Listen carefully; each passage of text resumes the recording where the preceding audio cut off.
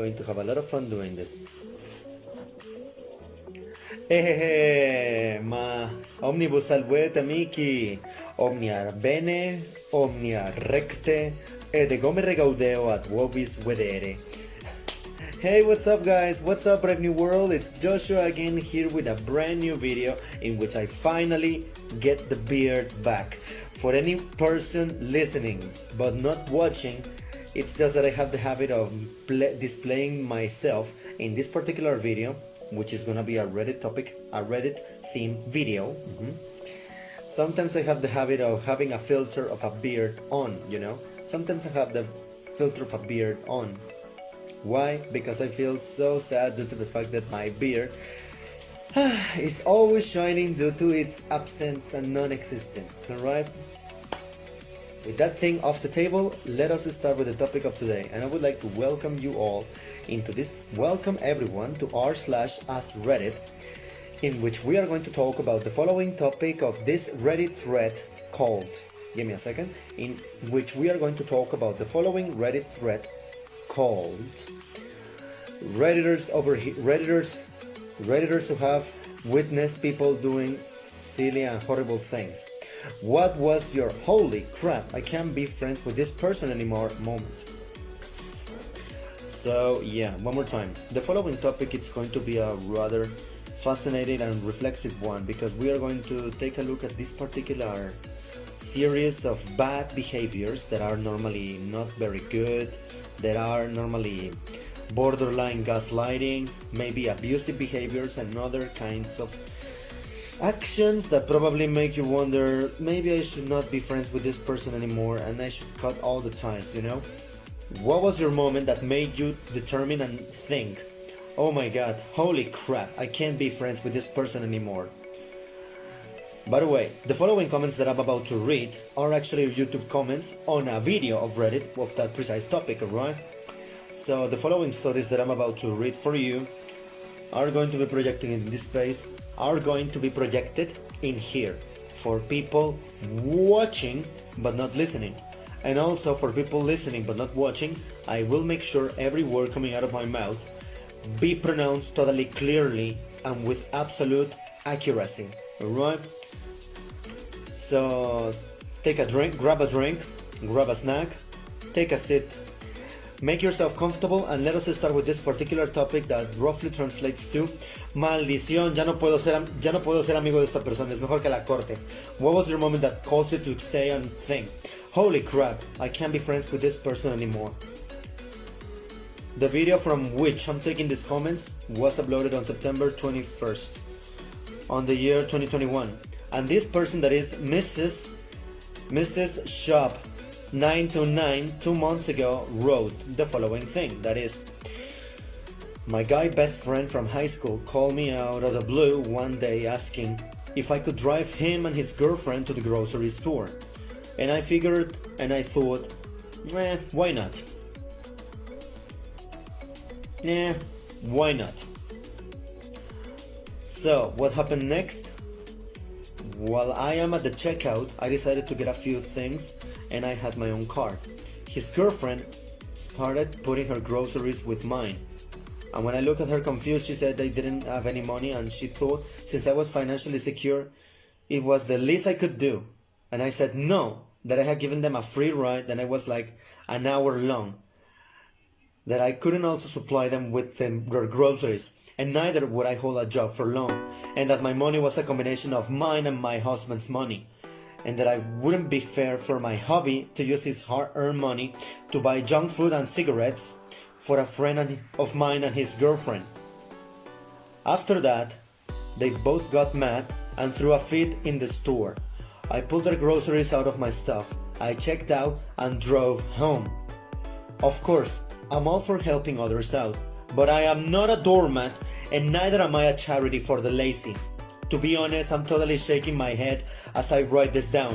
I'm adding some things to this particular part, as this person wrote a few things with a few abbreviations and a few lazy grammar mistakes and spelling mistakes. So for anyone listening but not watching, I made sure that every part is read properly. Moving on into the story number 2 that was written by just some squonk with internet access. I do say that's a rather funny. I do say, give me a second. I do say that's a rather funny nickname. That was the first story, and now moving on into the next one, number 2, and it says just some squonk with internet access. I'm making a pause between stories so that editing is easier. 2 months ago, Andrew says, I realized that being around them was emotionally draining and that they always downplay my negative emotions, saying that they had it worse. Of course, the suffering Olympics, in which there are no direct winners, but neither are there any winners because there is always a person who has it worse. And that is the perfect grounds for gaslighters to have their ways into convincing you and guilting you into doing whatever they want you to do. Give me a second. The next person, the story number 3. The story number 3 was written by Null.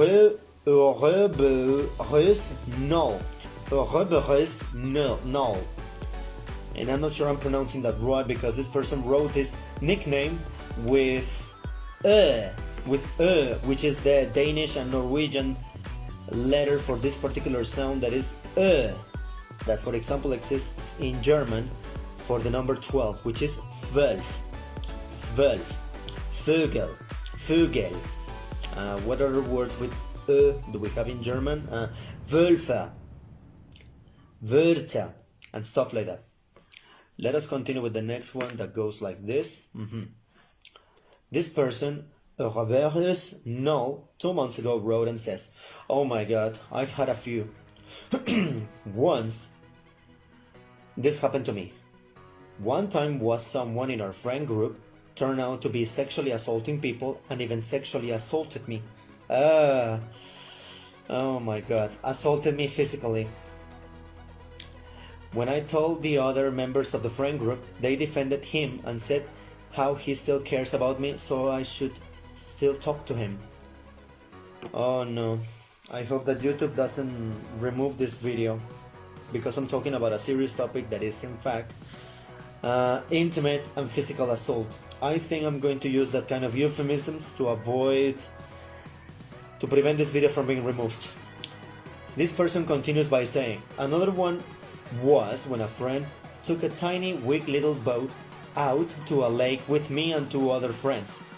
It was 4 people in total, but one of the people was overweight and had no good body management at all. In that, if she needed to sit down somewhere, she was never gentle about it and plopped down. Plopped with double P. And that of course made things more difficult to handle on this particular little boat. When we got off the boat and into the water, the leader of the group said that she wanted to go out in the middle of the lake so that she could smoke some weed. My only problem was that we were going up far too away into the middle of the lake while the wind and currents were working against us, so I expressed my concern. She told me not to worry about it and we kept going. Oh my god, this looks really serious. Oh my god, this looks really serious.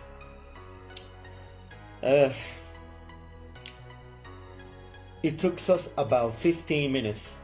1-5. That means 15 minutes to get out of the lake where she wanted to be. But when we tried going back, we all noticed we weren't moving. No matter how hard we tried, we stayed right where we are thanks to the water currents and the wind. We had to pedal really hard to stay where we were, and if we didn't, then we would start drifting away from shore.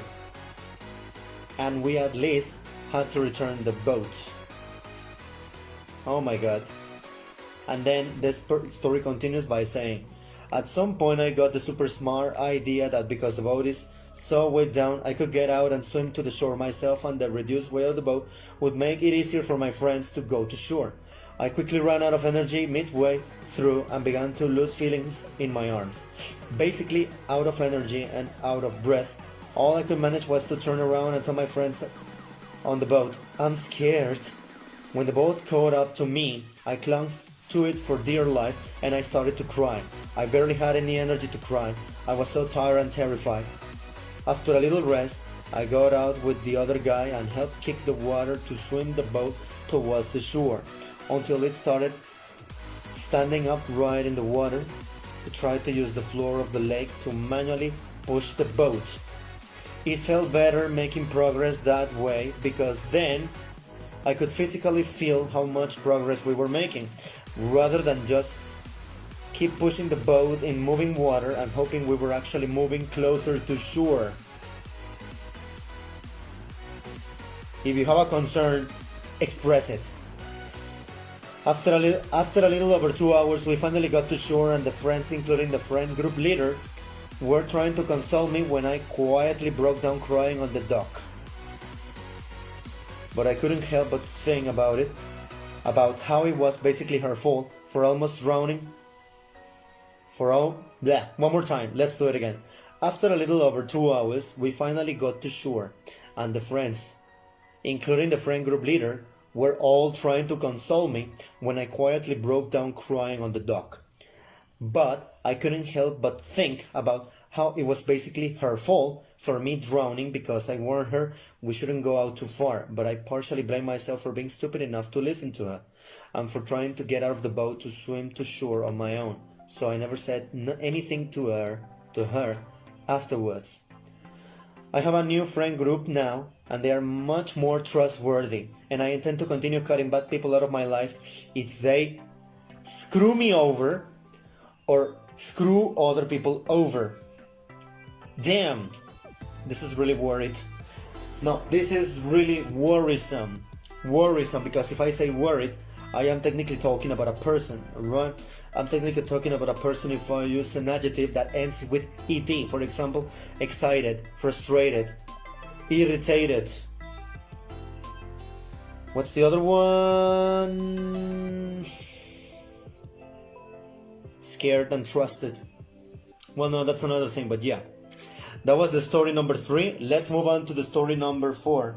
And I have to say that the moment that this person mentioned that part about physical and intimate abuse, and I say that in order to avoid sexual, that's rather worrisome, and that's never good. Ugh. It's infuriating! Damn it! It's infuriating.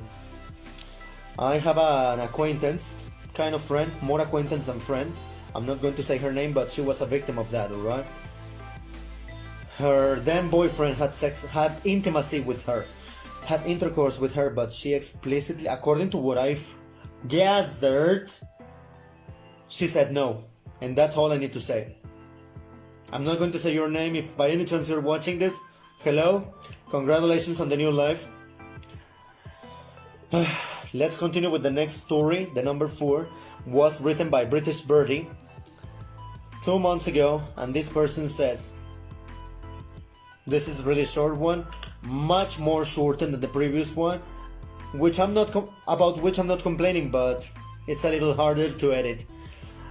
British Birdie says, 2 months ago, I dumped an online friend because they would threaten to self-harm or kill themselves every time someone confronted them, even over small things, and I didn't want to deal with that, to be honest. I'm adding some things. They often try to excuse their behavior by saying they have depression, and I would respond, I have anxiety, and I don't go around shoving it down everyone's throats and threatening to hurt myself over stupid crap. And I totally agree with that, right? Even actual victims don't play the victim card to get what they want. If there is any person who suffers from depression, please do write down in the comments if you have ever used this to get your way, to get things done in your way, which is quite despicable, quite despicable, quite unique use, quite, oh my god, I need some synonyms to express this. What was the word? Deplorable, miserable, and despicable. I think those are the best words to describe that. Let's move on to story number 4, which was written by this person called Tess Tucker, and he or she says, because I don't know what his or her gender is, says, one time I met a pretty cool older lady at the dog park. We bonded over puzzles like Sudoku and Kakura, and the fact that our dogs wanted nothing to do with us once they entered the park, so we became the puzzle ladies. She was really sweet and even came and picked me up once my car broke down. Anyway, one day I came in a little stressed because my mom had said something really hurtful. As an extra information, I need to clarify that I am 27 years old and I have been on my own for 8 years around, so not living with my mom. I opened up about the emotional abuse I grew up with and how my parents seem to be changing, but I fear it wasn't fast enough for them to stay in my life and my future kids' lives. Since most boomers I've met don't seem to understand or validate emotional abuse, I was surprised when she expressed how badly it scars a person. I like that word. It scars a person. She then proceeds to tell me that her son was emotionally abusive to her. Okay, kind of a yellow flag there, since rarely are the parents in the wrong when their kids cut them off, but I'm listening, because sometimes drugs and other dangerous circumstances can come into play. Then, this woman flat out details how her son emotionally abused her by bringing up the things she had said to him and how she was raised. She actually said, "Oh my God, he told me I was emotionally abusive when it was so long ago. And he's an adult, so I told him, Tommy, you're emotionally abusing me and you need to stop." Really? You're gaslighting, you freaking B-word. And when that was all he wanted to talk about, she cut him out of her life. Her logic was that because her son was an adult telling him something that hurt her feelings and knowing it would, he was being emotionally abusive, when in fact that's the gaslighter and the narcissistic person turning the words around to make the victim believe that they are the abusers. Motherfucker! That's gaslighting! I was just dumbfounded. I mean, dog park culture is so passive that you can tolerate some annoying people there and still be cordial, but this was actually kind of heartbreaking for me. I saw this woman as a dear friend who truly did have my back, but had just revealed herself to be a pretty shitty person. Gone were any second mom sentiments or any real desire to see her again. Every time I saw her after that, it just got worse. Now I knew about her son and she started updating me on her other children that she had similar sentiments towards. I couldn't see past it anymore. That's when the abuser actually tries to play the victim card. Actually, no. This person is actually now mature enough to recognize that some behaviors are actually abusive. Some of these behaviors are actually destructive. Some of these behaviors are actually offensive, despairing, derogatory, belittling, and why not heartless, ruthless, and merciless. And they are totally scarring with double R, and devastating. And this person is actually telling you how you are in the wrong. You fuck up. Therefore, you might as well avoid being surprised when you are cut off, when you are disowned by your kids. Why? Because you were super abusive when they were kids, and now they don't want you meeting their possible grandchildren. No, they don't want you meeting the kids that would technically be your grandchildren. Not okay. Not okay, not okay. Let's continue with the story that was number 4. So now let's go to, that was story number 4. So now let us move on to story number 5. Oh no, this is gonna be a long one, right? I can already anticipate it. Rebecca Horn, 2 months ago, says, "My story, it's not scary but upsetting. A member of my writers group who I was casually friendly with had been nagging and criticizing another member who I was much closer to. She would respond to all her Facebook posts with some type of personal criticism or judgment until my friend stopped coming to the group. I politely asked the other member what the problem was and tried to smooth things over because none of the issues seemed particularly bad. And now I'm listening to the canon of Pachelbel. She kept dodging my points and spinning the conversation in circles. It felt like she was trying to reassert dominance more than address the problems. Again, a gaslighter or a big wimp of a person who he's just a brat. The first place I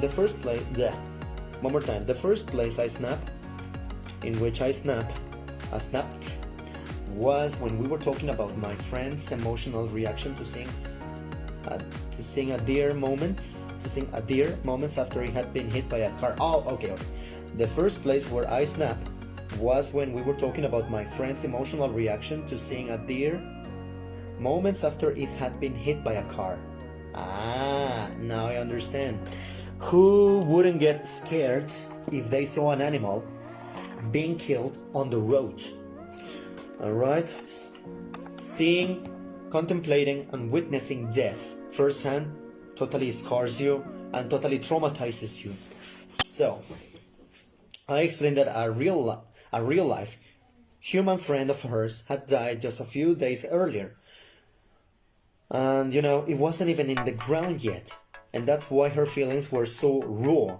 This woman responded with, "Oh, I had no idea she was so inexperienced with death. I'll have to have more patience with her." That was when I realized I cannot be close to this person, but I started trying to get us back to cordial so we wouldn't disrupt the group. And that, my friend, means you are a super considerate, cordial, and professional person, and I applaud your actions. I don't know if my microphone is picking up the sound, but I'm clapping. Later, she refused to address the point at all that the friend was grieving a human and kept coming back to most people can see roadkill without being overwhelmed by grief. At the end of the conversation, she made presumptions about my neurotype, telling me that I reminded her of a relative with autism and probably don't realize how exhausting it is to talk to me. She stopped barely shy of telling me to just shut up and go away. 2 hours later, she emailed again, begging to know why I hadn't responded, with a long list of things I was supposed to respond to. At this point, she'd been saying for a long time that she wanted to just end or wrap the conversation up, put it down, and focus our relationship back on just being writing group members. I had agreed and focused my responses on that goal, but with every response, she would bring up more things and kept the conversation going. When she sent me the list, I thought, awesome, I'll address all her concerns in one fell swoop and be done. I didn't respond to the comments about my neurology or the contradictory messages. I just wanted to be done. I went down her list and answered all her questions. She replied with a message that revealed something very personal about herself. It seemed very much like she'd been trying to bait me with the suggestion that I'm autistic. Gaslighting. And when it didn't work, she figured if you don't find something like that shameful, you must find it pitiable. I'm not sure how to pronounce this word. Pitiable. P-I-T-I-A-B-L-E. Pitiable. So she turned it around and put it on herself instead. That's disgusting. The rest of the conversation was her doing the written equivalent of throwing herself to the floor and screaming that I had assaulted her. This was almost 2 years ago and she stopped coming to the group. I've always held out a bit of hope that she might come back and we can be on polite terms, if not friendly. Because I don't like that somebody lost access to a useful resource and social network just because I fought with her. Then, last month she wrote on Medium about how being female and disabled means she sometimes just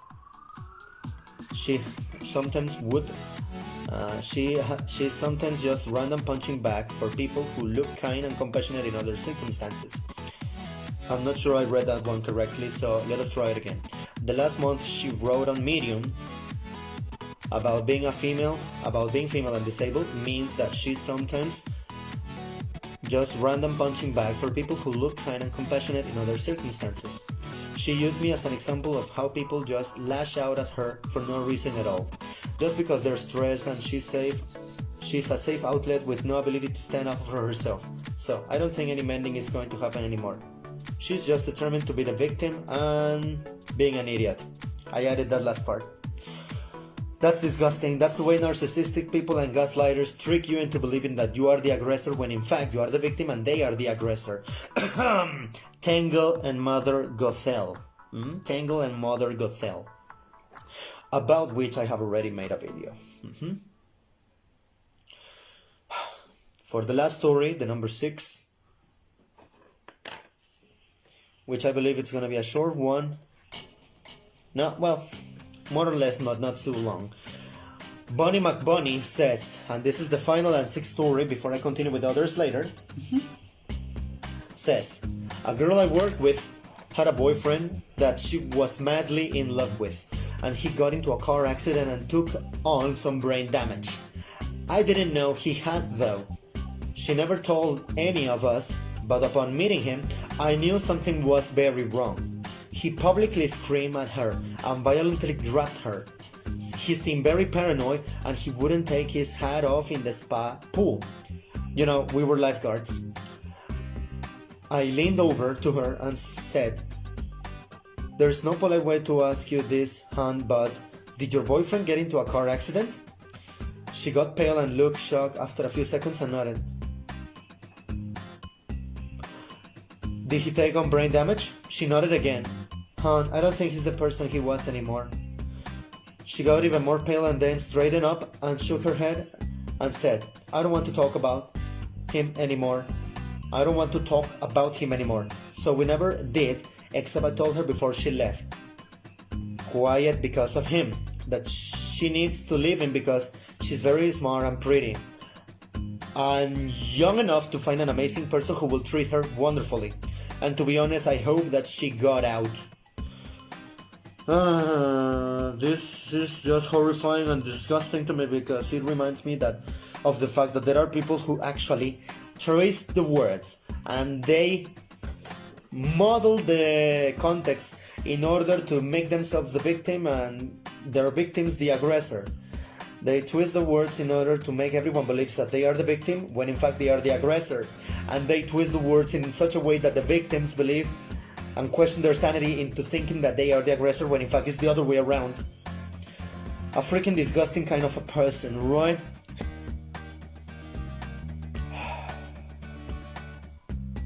So anyway, that was the last story.